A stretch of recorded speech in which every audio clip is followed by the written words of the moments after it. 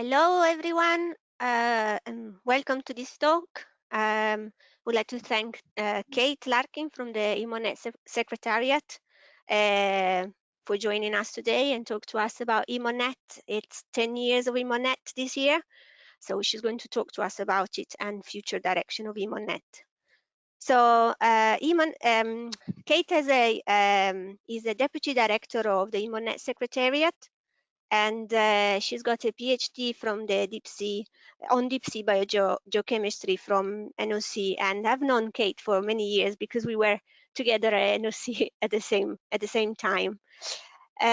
She then moved in 2012 to Belgium to work for the European Marine Board at the Science Policy Interface, and since January 2019 she's now working the EMODnet Secretariat as Deputy Head. If you have any questions about her talk, you could write it in the chat, and then at the end of the talk, we will ask Kate if she can answer them. Very briefly, just to say, at JNCC, we've been involved in EMODnet since its start in 2009. Now it's the fourth phase of EMODnet cyber habitats, and we have led it or co-led it at various times. So we're very happy to have Kate here to introduce us to EMODnet, the wider world of EMODnet. Okay, so thanks, Kate. Thank you very much, Eleonora, for the introduction, and welcome everyone for this lunchtime webinar, and thank you for the invitation to speak today. I'm going to just turn off my webcam for the duration of the talk so we can focus on the slides. So what I'm going to do today is give you a sort of whistle-stop tour through EMODnet, the European Marine Observation and Data Network, show you some highlights of where we've come in the last decade, as Eleonora was mentioning, and look a little bit to the future.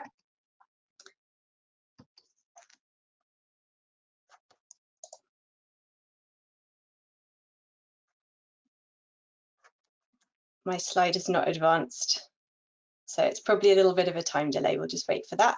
Whilst that's loading up, I can say that I'll explain what EMODnet is and its added value in the landscape in Europe, give you a little bit of context of the European landscape, and some of the partnerships that are ongoing, and some opportunities as well, and then take us out to the more global context. What are the collaborations and contributions that EMODnet is already doing and could do more of in the coming decade? And then lastly, look a little bit about the future in the context of the climate emergency we're in now, in context of the digital era as well, and look at the direction of EMODnet and potential directions. I'm afraid my slides have not, there it is, it's just come, great. So there we are, that's the outline, and hopefully we can move straight to the next one. Great, okay, so EMODnet is it's a long-term European marine knowledge initiative funded by the European Commission. So it's funded through the DG of Maritime Affairs and Fisheries through this European Maritime and Fisheries Fund. So it's quite a long-term initiative. It's been going 10 years now, and it's comparable to the Copernicus space program, or the Copernicus Marine Service, which is equally funded long-term through a different DG, the DG DEFIS, which is more on defence and space. So the main sort of mandate of EMODnet is to serve as a marine knowledge broker. So it's not producing data itself, but it's working with those data producers and data managers and experts to harmonise and standardise those data and create added value products on top. And ultimately to really make as much marine data and data products openly and freely accessible, as well as having services, both data services and web services, to discover those data. As I mentioned, EMODnet works with a large network of different experts. There's over 150 organisations in Europe, and these will range in discipline and domain, but also in geographical context. So we work with national organisations such as yourselves at JNCC, national data centres, also through the CDataNet European network of data centres, and then regional sea conventions and up to the European level as well. And each thematic is organised and funded in these sort of thematic consortia so that we really bring the right experts to the table to work on these data sets. As I mentioned, we're complementary with the Copernicus Marine Service, which is more focused on satellites. They have a really broad range of environmental remote sensing programs now. They also have an in situ thematic assembly center that I'll mention later, and there's close collaboration with EMODnet on that. But as you can see on the left, you can read the different thematics if you're not already aware. The seabed habitats is the one that JNCC has been co-leading for the last 10 years together with IFREMER. And there are other thematics in the marine environmental parameters. So you have bathymetry, biology, chemistry, geology and physics, and the seabed habitats. But then more recently, or in the last few years, there's been a portal on human activities. And this is really growing in interest because it really maps the different platforms that exist, the different activities of humans at the coast and at sea. And it's really becoming a very valuable tool for marine spatial planning as well. And then we have a data ingestion, which I'll mention later on, which is really to promote both the sharing and support the ingestion and standardization and harmonization of data products and data sets into EMODnet. And we have a secretariat, which I work for. We're based in Ostend in Belgium. I'm currently at home, as I'm sure many of you, but in Ostend, but on the North Sea coast, we have a secretariat hosted by the Flanders Marine Institute, VLIS, in the Innovation building. And that's been a really nice setup that we can be by the sea, but also very accessible to Brussels for all of the necessary science policy and wider stakeholder dialogues that go on to promote all of the great work that the thematics are doing and to coordinate at the technical level as well with the Commission. So what is the added value of EMODnet?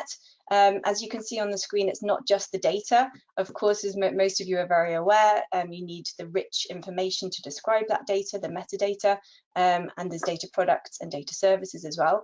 But what really sets EMODnet apart is that it's really a marine domain leader, if you like, in Europe for setting standards and harmonization. So the idea is to aggregate all of the data sets that exist, but apply geospatial data standards like the INSPIRE directive, promote the FAIR data principles of findable, accessible, interoperable and reusable, and then together with this metadata, make those data highly discoverable, not only through human searches on a computer, but through machine-to-machine communication as well, and to have a variety of web services that go with that, which are available through all of the different thematics. And then in terms of the added value to the user community, the aim of EMODnet is to take those marine observations that could be from very wide data producers, they could be from public sector, marine research and ocean observing, they could be from government authority marine monitoring, they could be from the private sector, from industry, bring all of those together and provide them in a way that is very user-friendly in a standardized way, which means that it becomes a very trusted provision of data and services that then can be used to apply for real-life applications and produce more knowledge about our ocean that can be used by a huge variety of users. But the main ethos or principle of EMODnet is to collect the data once and use it many times. We've seen over this last decade, this has really grown, where people have realized that, of course, you collect data for a particular purpose, such as a scientific paper, or for industry, for particular operations at sea. But beyond that, once the commercial sensitivity of that data is passed, or once the paper is published, those data really should be openly accessible and brought together so that we can create more high resolution data sets that can be used for multiple purposes. In the both the private sector for industry, but also for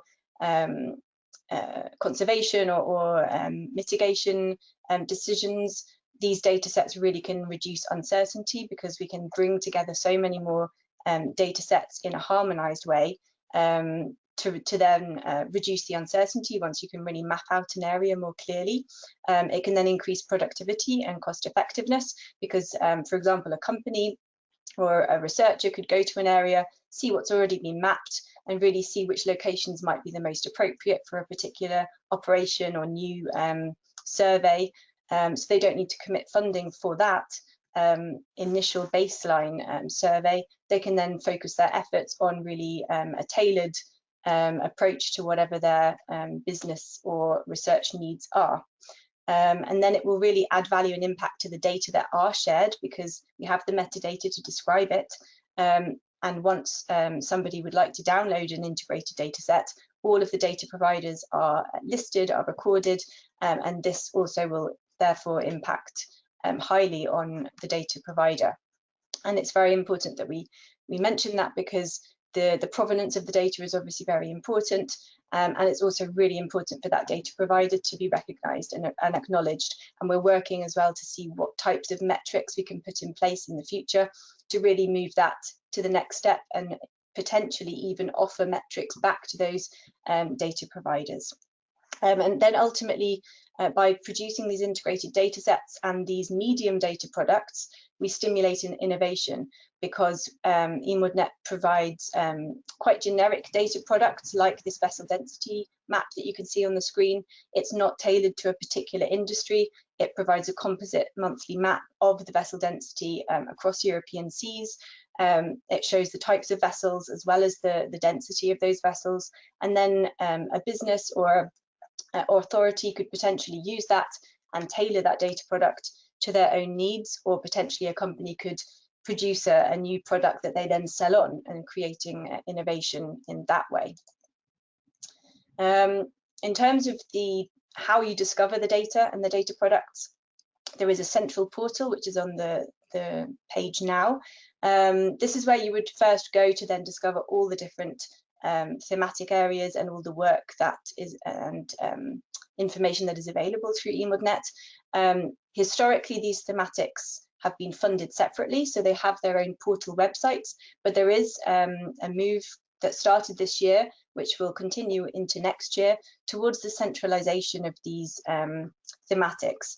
This means that we're moving towards not only a search engine for, say, the data products, which are already available centrally, but all of the distributed data sets, which normally you have to go to the different thematic portals.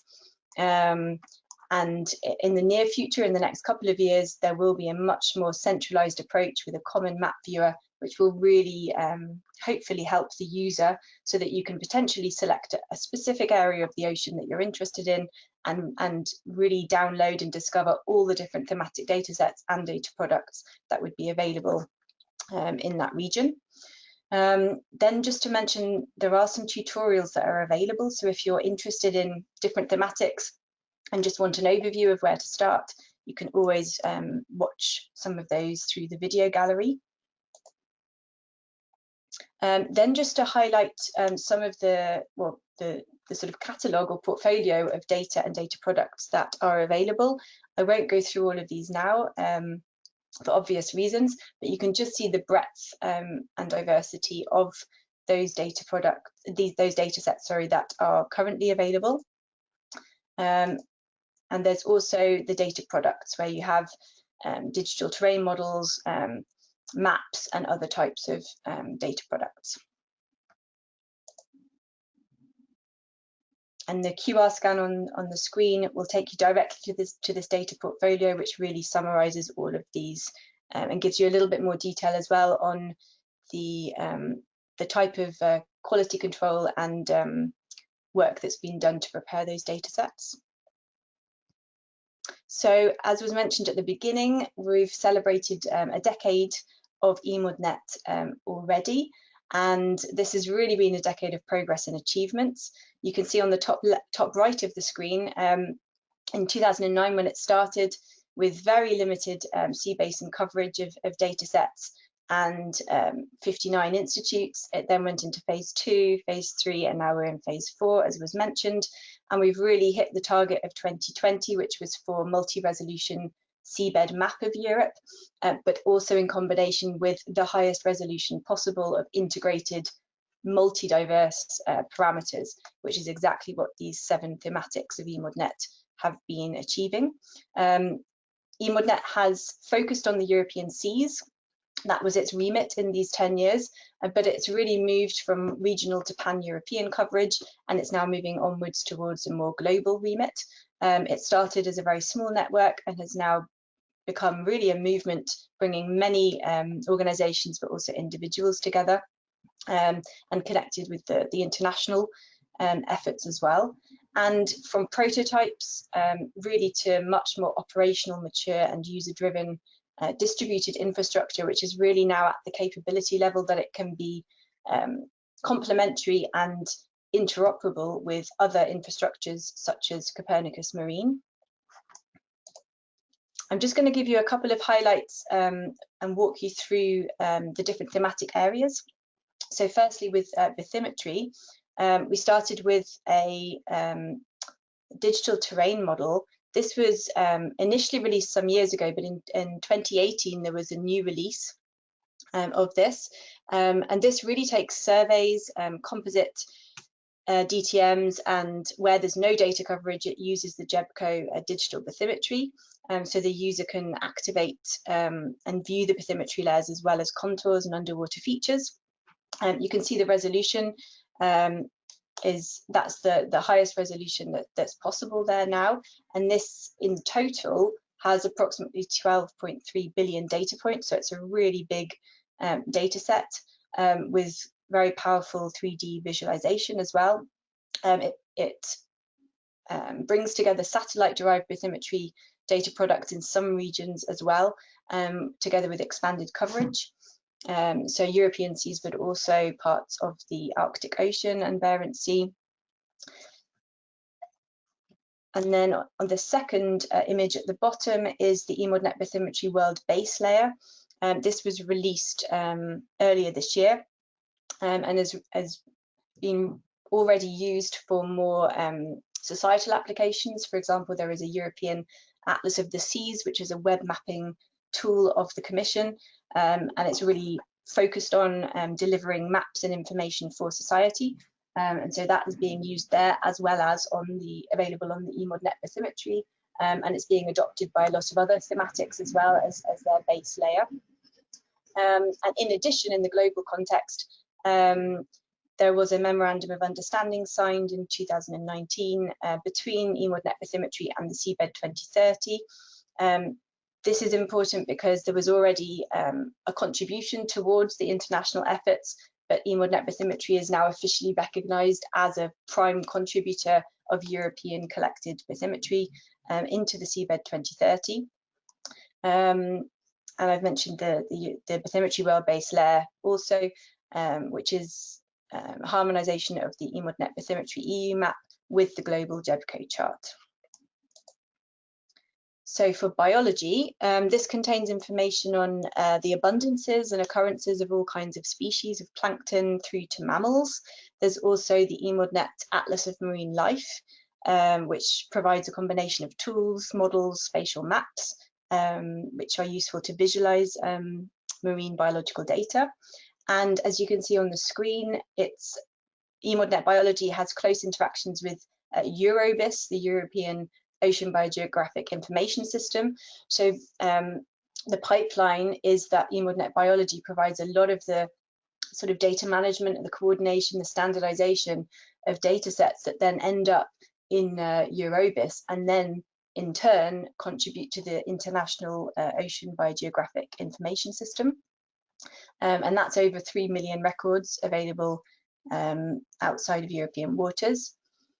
And these data are really useful not only for researchers, but they've been used in international marine assessments such as the UN World Ocean Assessment.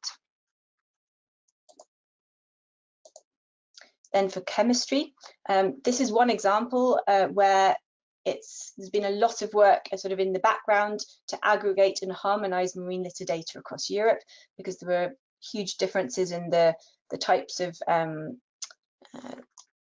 marine litter that were reported in different nations or by different groups of stakeholders, and also quite a complexity to determine that out. This was only achievable through synergy and active interaction with regional sea conventions such as OSPAR and HELCOM, very much linked with the European Environment Agency, but then with many others, including ICES, and facilitated by the Technical Group on Marine Litter and the Joint Research Centre, facilitated by, which was a technical group of the MSFD.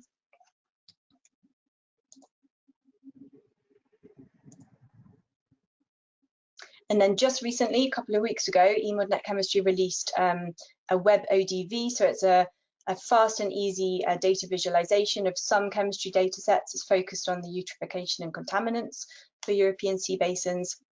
You can see the link on the screen, and it's really aimed at simplifying the exploration, visualization, and extraction of these data sets. For geology, you can see on the screen the selection of data sets and maps that are already possible.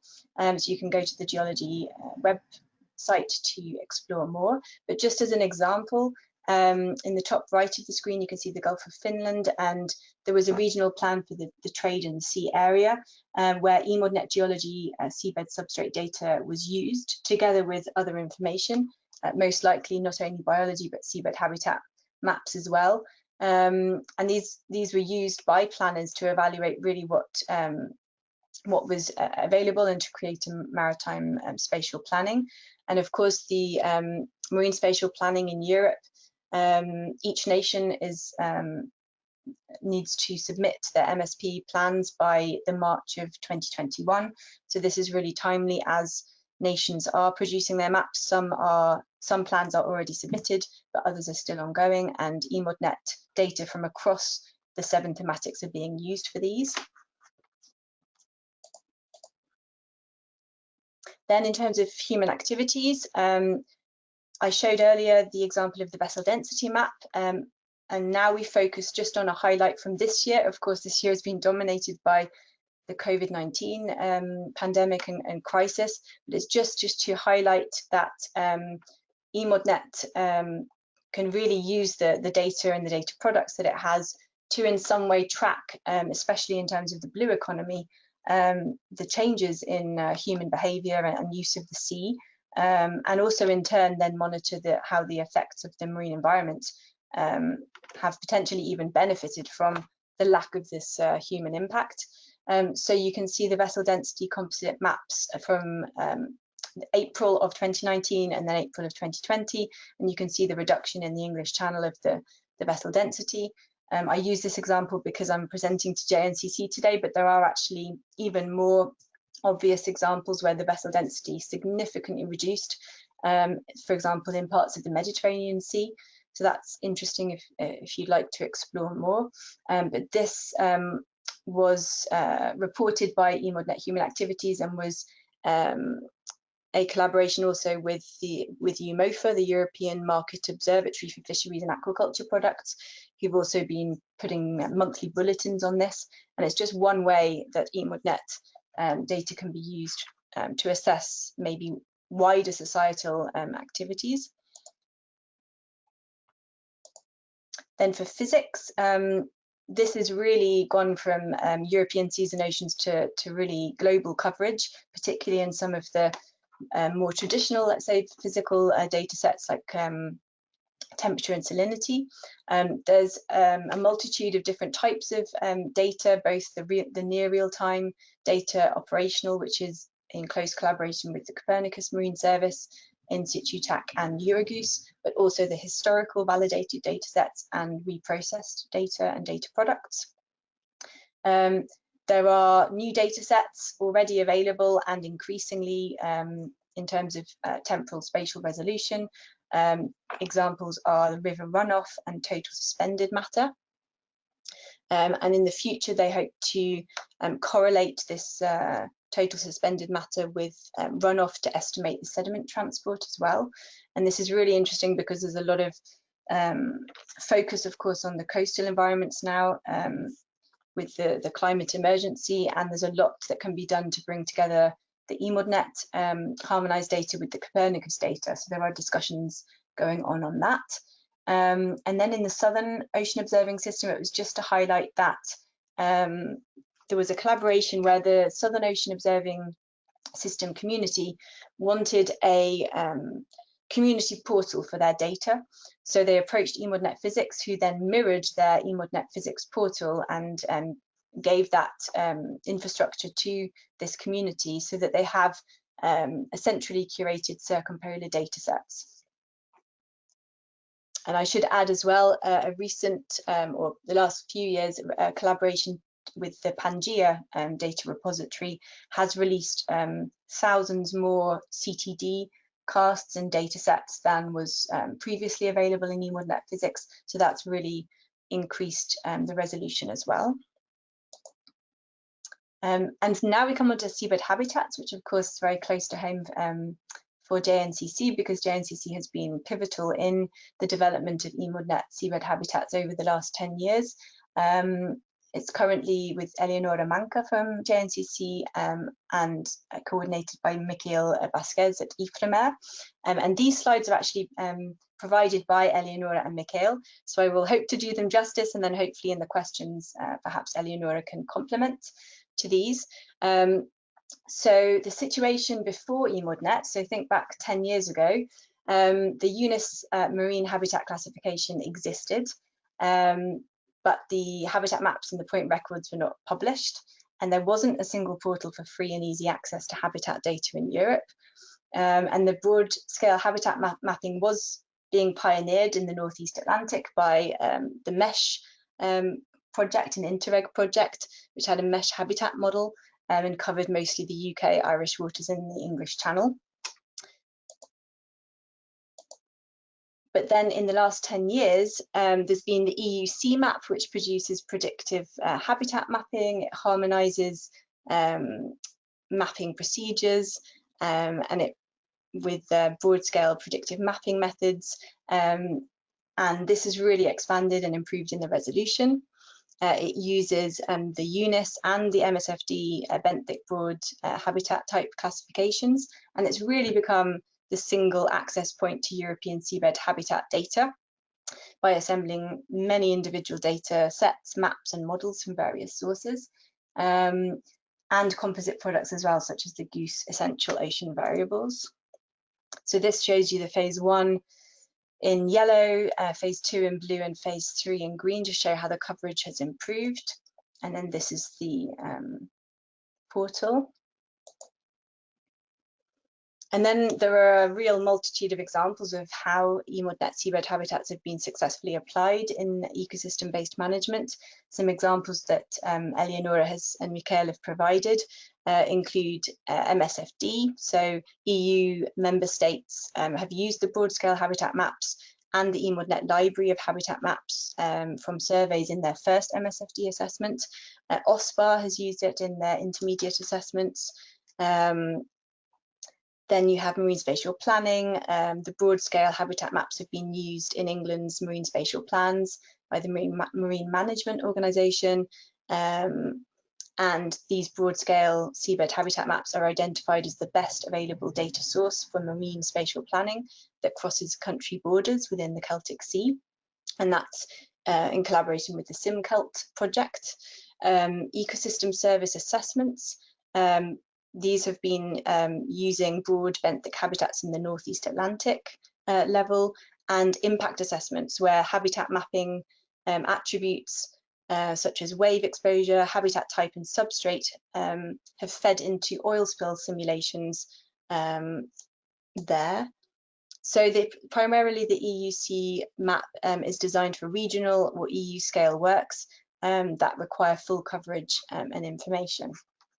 So that's a huge achievement in these 10 years. And I think it's important to say that because seabed habitats bring together so many different parameters, they really have huge collaborations across the different thematic areas of EMODnet as well, which has been, again, a really important achievement, because things were very stuck in silos and in disciplines 10 years ago, and they're becoming increasingly more cross-discipline and hopefully transdisciplinary in the future.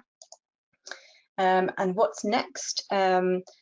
So they're reporting that the EU CMAP will extend to tropical waters, including the Caribbean.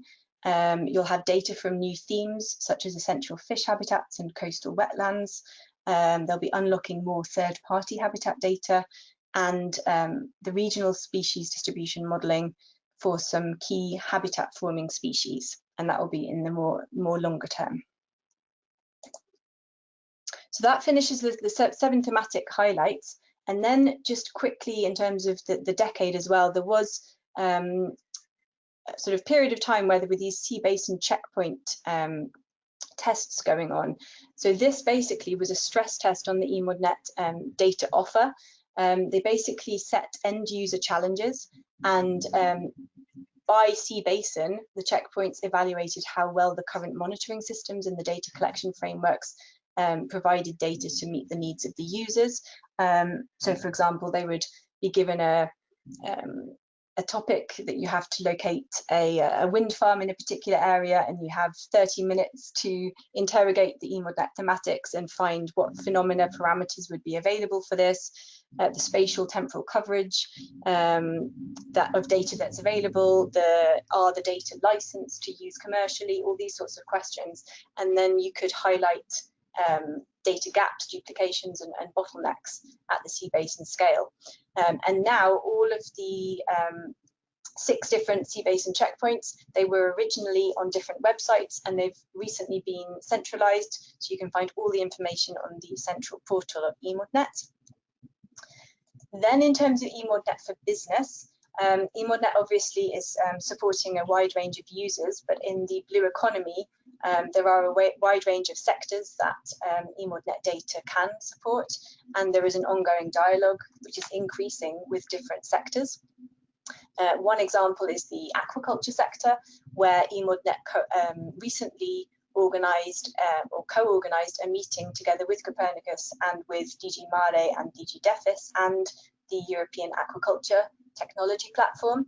And this was to bring together data services together with aquaculture industry and with government authorities to look at the North Atlantic aquaculture industry, and just to really see what the barriers were for sharing data, but also the opportunities for aquaculture to use more of the EMODnet data. So that's just one example. There's obviously many benefits for industry to be more involved, to be at the front line really, or the dialogue, to help develop the new products and services, to give recommendations on their data needs or requirements, or the user interface of EMODnet. And ultimately it's a win-win, because there are a number of ways that using EMODnet data can help their operations, like I mentioned before. And then it's just to note we have an associated partnership scheme, which is specifically designed for stakeholders, a lot from the blue economy or industry sector, that they don't want a formal contractual partnership with EMODnet, but they would like to have a closer dialogue. So this is a network where we can more regularly update and have dialogue with these stakeholders, and we're looking at ways to bring them more closely in for next year when we have our Open Conference. It's a very open, inclusive scheme, so it's very open for new stakeholders to apply, and you can just contact the Secretariat for that. And then just one user use case, just to show that we are getting reports or testimonials from wider stakeholders to really show the value of EMODnet data and data products.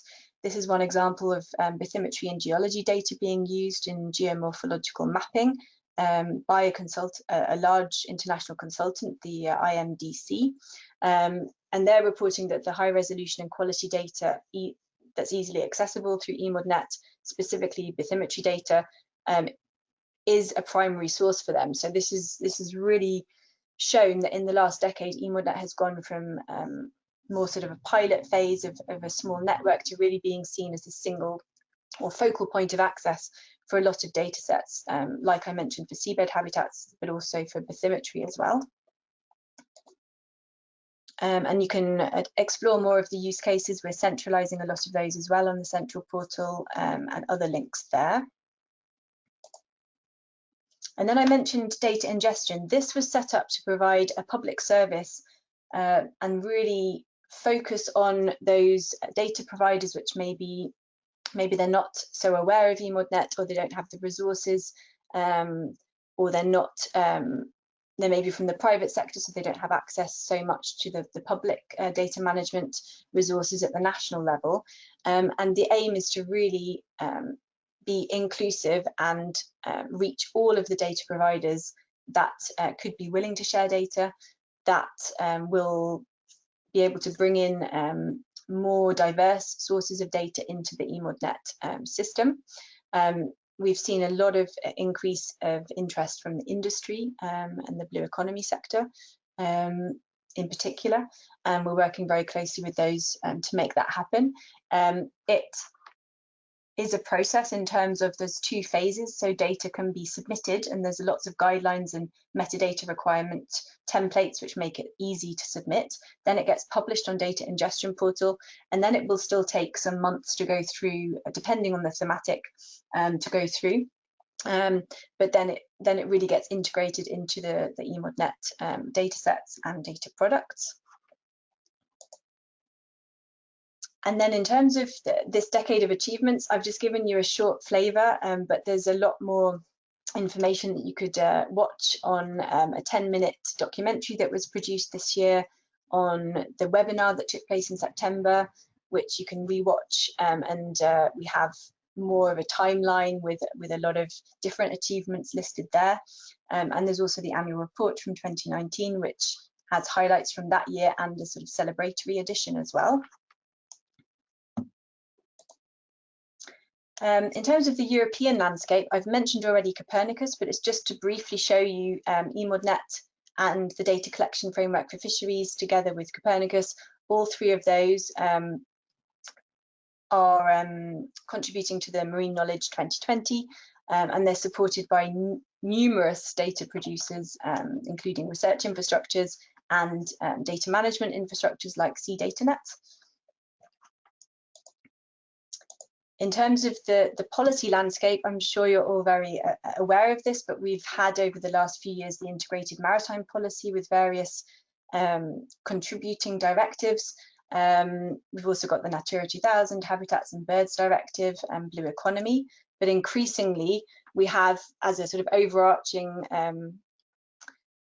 challenge, the European Green Deal, which is the very ambitious deal to have a climate neutral Europe by 2050, and also shaping Europe's digital future with various strategies for shaping that, together with the European Open Science Cloud promoting open science. So that's the sort of context to which we're working in now. I won't go through this in the interest of time in full, but it's just to highlight for the Copernicus Marine Service, there are many interactions, both at the operational level and the coordination level. And you can see here an example where EMODnet seabed habitats uses Copernicus model ocean currents reanalysis in their seabed habitat maps.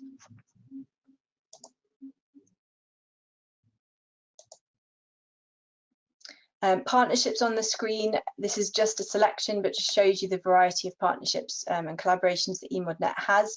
And I just wanted to highlight underneath, increasingly it's important to have more dialogue with projects, large international projects that they do have EMODnet written into their sort of call text for proposals they might be writing, but it's very important to still have that dialogue with them, to make sure that from the beginning they're very aware and they think of EMODnet as a long-term, not just a repository, but as a place to increase their impact of their data. And in terms of ocean observing, which is the sort of upstream part of the pipeline of the data collection, I just wanted to highlight that the Commission has released a consultation, which is open till the 19th of February, where you can give views on a potential future initiative that would have a framework for collaboration in the ocean observing and marine monitoring across Europe. And there's also a related targeted survey on ocean technology. Then, in terms of the global context, EMODnet contributes internationally already through the likes of Eurobis and Obis, Seabed 2030, but also I just wanted to mention a couple of initiatives. One is the EMOD-PACE or EU-China initiative, and the other is IODE. So again, I will not go through this fully in the interest of time, but you'll have the slides to look back on perhaps. This global collaboration, this is focused on the EU-China. It's in the context of a China-EU Blue Partnership for the Ocean signed in 2018. And this is a direct partnership between EMODnet and its counterpart NMDIS in China. And they have a counterpart project called CMEMS, which together is in really advancing the potential for interoperability of data sets. So it's to facilitate and build a picture of the marine environment using data from both Europe and Chinese regions to promote ocean governance, but also, as I mentioned, interoperability of the data sets. And JNCC is one of the partners in that project, and it runs until summer of 2022.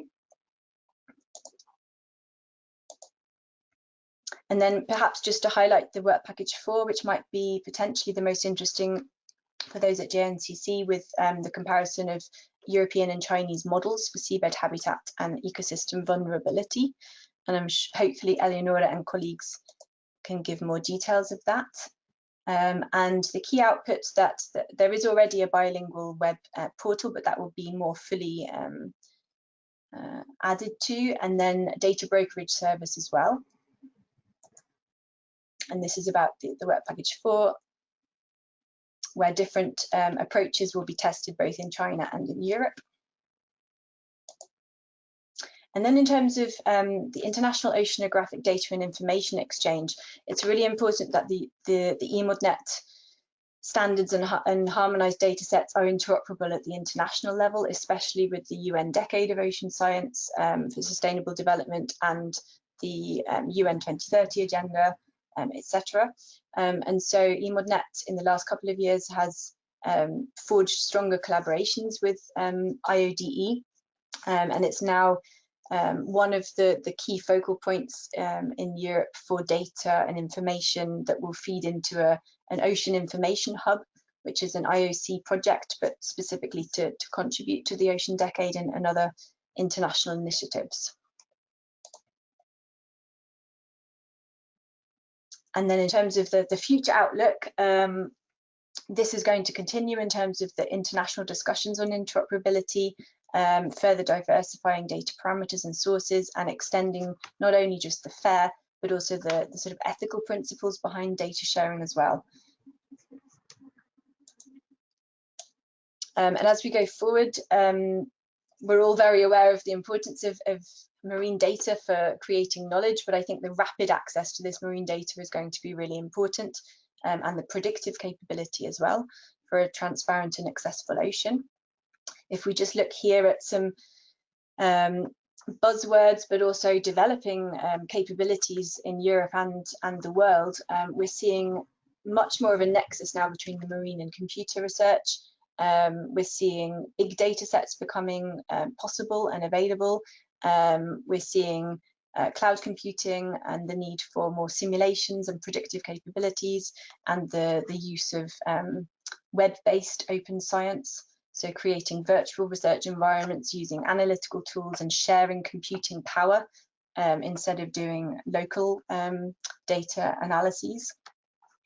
And you see this example here, which is quite a nice example of how we can visualize the oceanscape or the seascape through digital representation. And the bottom line for all of this is that fair data is going to be absolutely indispensable, even more than it is now, and not just openly accessible data, but truly fair, so that it can be the provenance of those data and the quality of those data is so tracked and recorded that those data can be copied time and time again and used in model simulations, etc., and paired with other different discipline data and information to be then used for various uses. And this virtual nature is also really important in the future to really engage people, to inform society, but also inspire them to really be aware and care about the ocean and to take action in support of the European Green Deal and the international climate emergency. So in terms of what's next for EMODnet, this will build on all of these aspects. It will continue as a long-term European trusted data service. It's going to look at diversifying different data parameters and sources, continue the work towards centralisation and interoperability, which in turn helps the user-driven approach. And lastly, I just wanted to highlight that the Open Conference and Jamboree, that was to take place in September this year, but was moved to June of next year. There's a variety of different sessions and themes. It's open to all who would like to register, and it's part of a week of Jamboree, which the whole EMODnet network come together to celebrate and look forward to the next decade. So thank you very much for your attention. Please do connect with us if you have further questions. I'm ready to take some, hopefully. Thank you. Bye-bye.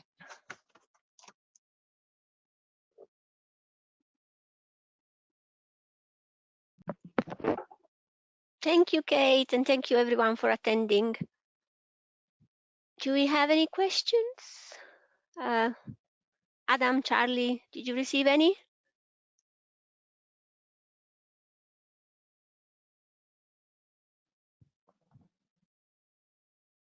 Hello, yeah, we've not had any questions just yet, but if anyone has some, please feel free to ask them now. I'll give people just a few seconds to put them into the chat. It's always the awkward bit, this bit. Yeah. Well, just to clarify, so the future of EMODnet cyber habitats, that's the future of EMODnet cyber habitats. We apply for the funding, but we'll see how it goes. But there will be EMODnet cyber habitats, and that was what was asked in the tender call. So expanding to the Caribbean and covering wetland data. So that would be interesting.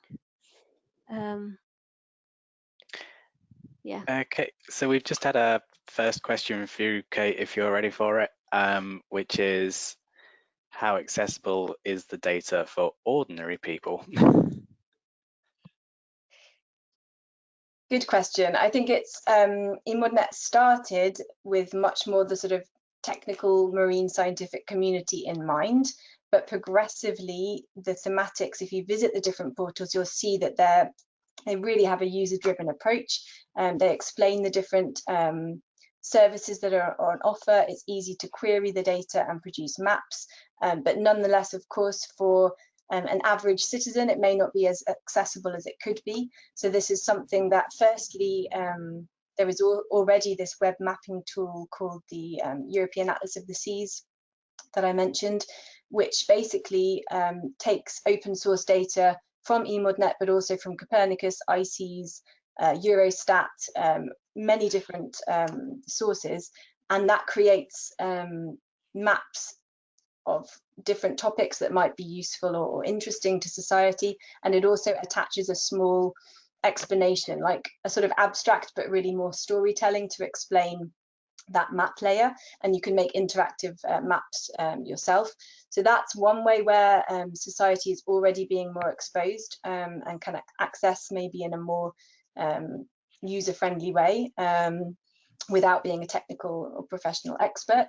But EMODnet increasingly will be looking at how to make the data products and the user interface as accessible as possible. So I think this will, there was a survey in September, October of this year, but there will be more consultations as we go through to the Open Conference of next year and at the Open Conference itself. And then I think through initiatives like there is a European Ocean Literacy Initiative called EU for Ocean, which will also be progressively consulting stakeholders and citizens on their views. What are the priorities for data? How would you need to access it? What do you want to see when you go on to the coast? What information would you like to have at your fingertips? And I think all these can feed into EMODnet in the next decade. Perfect, thanks Kate. I hope that answers your question. We've had another one through.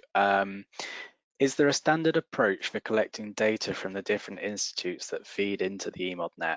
Or if not, how, oh, sorry, it's just gone from my screen.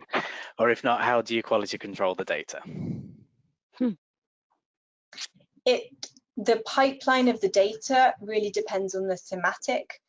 So for example, for chemistry, for example, a lot of the data come through the national data centers and then through CDataNet, which is the European network of these national centers, where they already have standards. They follow a lot of the BODC standards, for example, from the UK, but set at a more European level. And that's the pipeline that data would then be made available to EMODnet. But bathymetry, for example, comes through the hydrographic offices. It's led by CHOM in France. So there are different pipelines, but each thematic has designed its own sort of agreed standards and harmonized formats, but then they all would then relate to the INSPIRE directive of geospatial data for setting minimum metadata requirements, for example. Perfect, thank you very much. We've got another one through. So it's asking, well, it's saying there's always a balance between flexibility and consistency in data. Where do you see EMODnet's position in either aiming to collect a wider variety of parameters or presenting data in a consistent structure? Yes, it is a balance, because you want, for example, within EMODnet, we can now see some parameters that are now seen as it's the focal point in Europe to go to for the highest resolution, most trusted source of data, like the seabed habitat maps and like the bathymetry, just to use two examples. But it's always, yes, a balance to see, do you then diversify too much, or do you focus on doing as high resolution of the parameters you already have? I think this is where the sort of stakeholder and societal user requirements come in. If there is a big gap of a particular parameter or an emerging parameter that doesn't have European standards yet, that would be a natural place for EMODnet to then potentially take on in the future and become a sort of focal point for that. But in the meantime, it's important to then the parameters that are already available to make sure they become as high resolution and high coverage spatially and temporally as possible. So that's a balance, but I think each thematic knows the experts that are involved, as Eleonora said, for seabed habitats. There are calls that are produced by the Commission which give direction, but then the experts in the thematic area can see also which priorities they think are needed in the next phase as well. So it's a bit of both. It's sort of bottom up through technical expert advice, and then I would say top down from policymakers and from consultation with the users. Excellent, thank you very much. I hope that answers your question. So we've not had any more through since then. Just want to remind people that if they have questions, they can use the chat function to ask them. Elio, do you have anything to add? No, just okay. just give. Sorry. go ahead. I was just going to say I'll just give people a few more seconds to get any further questions in, and if we don't have any more, if no one has anything to add, then we shall close off. I've just had a message through saying, where is it? Please thank Kate for a stunning talk. Thank yes, you, Kate. thank you very much, Kate. It was, I'm sure it was very useful for everyone to have an overview of EMODnet after hearing so much about EMODnet seabed habitats, but maybe not the rest.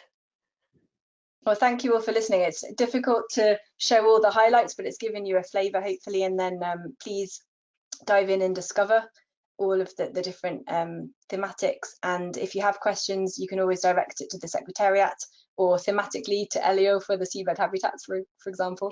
Yep. And we hope to see you in Ostend in Belgium. Fingers crossed in a physical meeting. We're going to have a hybrid event to make sure that we can go ahead irrelevant of COVID-19 situation, but we're going to have a physical event as well in Ostend. So hopefully we can welcome you there. Thank you, Kate. Well, thank you all for coming and attending, and thank you to Kate for presenting, and have a lovely day, everybody.